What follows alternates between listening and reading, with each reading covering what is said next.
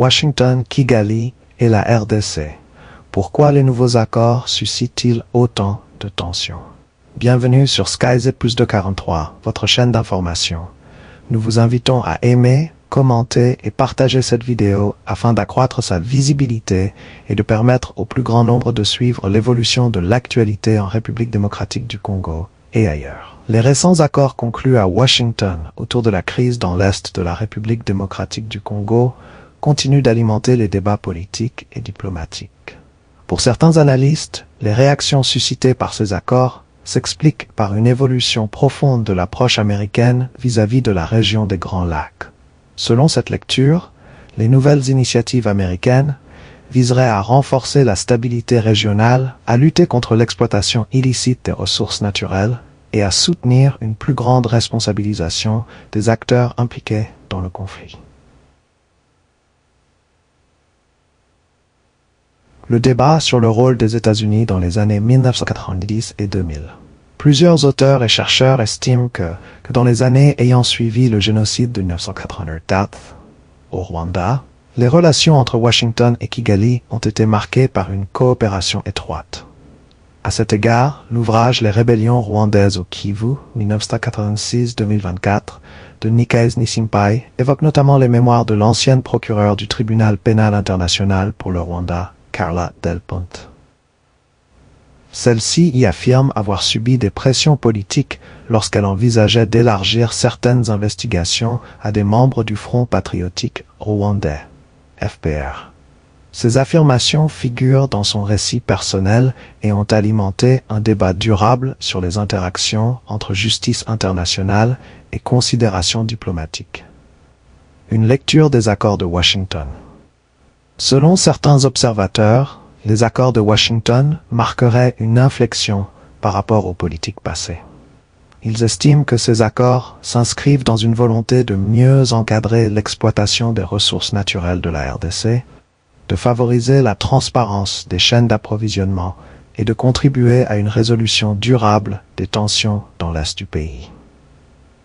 D'autres analystes soulignent toutefois que les effets réels de ces engagements dépendront de leur mise en œuvre concrète et de la coopération entre les différents acteurs régionaux et internationaux. La question de l'impunité et de la gestion des ressources. Au-delà des divergences d'analyse, une question demeure centrale, celle de la lutte contre l'impunité et de la gestion des ressources naturelles de la République démocratique du Congo. Depuis plusieurs décennies, les conflits dans l'Est du pays sont liés à des enjeux sécuritaires, politiques et économiques, notamment autour de l'exploitation de minerais stratégiques. Les autorités congolaises, plusieurs rapports d'experts des Nations Unies et différents partenaires internationaux ont appelé à renforcer les mécanismes de traçabilité, de transparence et de responsabilité afin que ces ressources contribuent davantage au développement de la population congolaise. Un débat qui reste ouvert. Les interprétations des accords de Washington et de leur portée géopolitique continuent de faire l'objet de discussions. Si certains y voient un tournant susceptible de modifier les équilibres régionaux et de renforcer la lutte contre l'exploitation illicite des ressources congolaises, d'autres appellent à attendre les résultats concrets de leur application. Une certitude demeure. La paix durable dans la région des Grands Lacs passera par le respect du droit international, la recherche de la vérité, la responsabilité des acteurs impliqués et une gestion transparente des richesses de la République démocratique du Congo au bénéfice de sa population. Burundi, recommand pour Red Tabara et des craintes d'une déstabilisation régionale. De nouvelles allégations circulant dans les milieux politiques et sécuritaires évoquent une intensification des activités de recrutement en faveur du groupe armé Red Tabara, mouvement opposé au gouvernement burundais.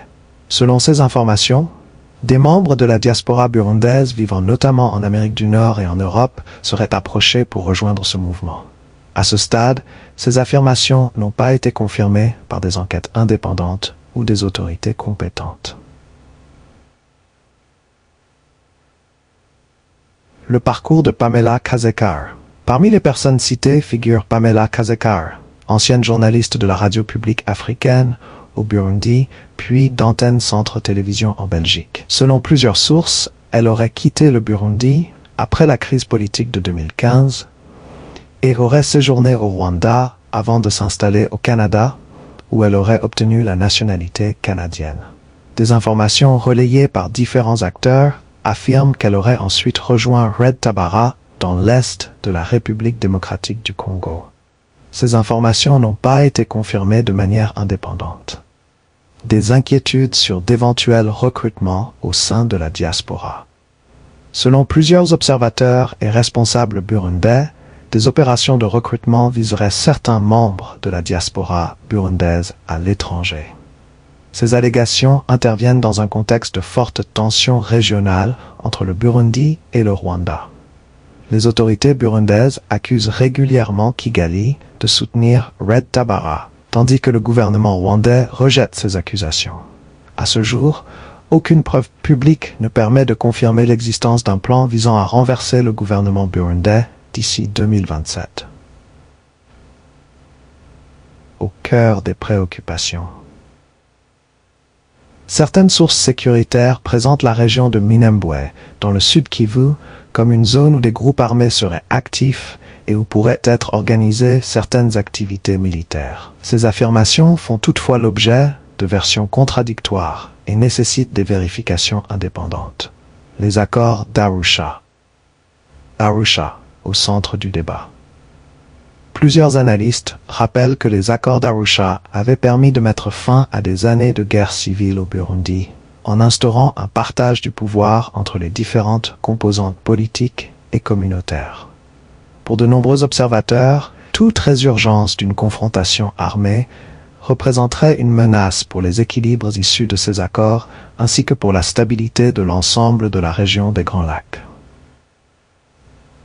Une région toujours sous tension.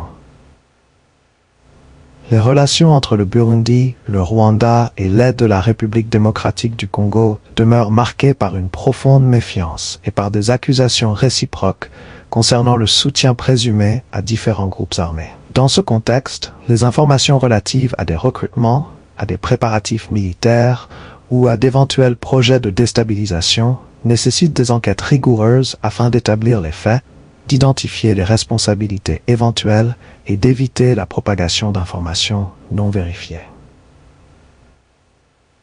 Alors que la sécurité dans la région des Grands Lacs reste fragile, la recherche de preuves, le respect du droit international et le dialogue diplomatique demeurent essentiels pour prévenir une nouvelle escalade des tensions. Si vous souhaitez un ton plus éditorial, plus analytique ou plus militant, je peux également adapter le texte. C'en est terminé pour ce sujet. Nous vous invitons à aimer cette vidéo et à vous abonner et activer la cloche de notification afin de ne manquer aucune de nos analyses et réflexions consacrées à la situation en République démocratique du Congo et partout dans le monde. Souvenons-nous qu'il ne faut jamais trahir car nous n'avons qu'un seul pays. Nous vous remercions avec un profond sens du patriotisme pour votre attention.